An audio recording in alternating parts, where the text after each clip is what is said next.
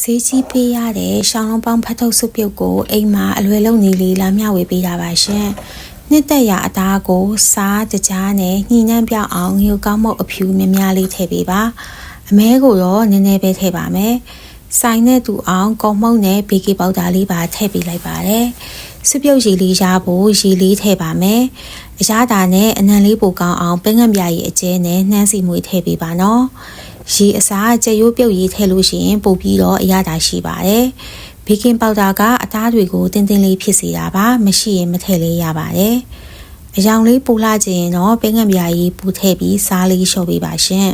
။ကျူကကလေးထဲမှာအသားတစ်ထပ်ဖတ်ထုတ်တစ်ထပ်နဲ့အပေါ်ရန်ဖက်ရွက်ကလေးပေးပြီးလို့ရှိရင်ရေလေးနှံ့အောင်တင်ပေးရပါမယ်။ ready made ဖက်ရွက်ဖြစ်လို့ပါ။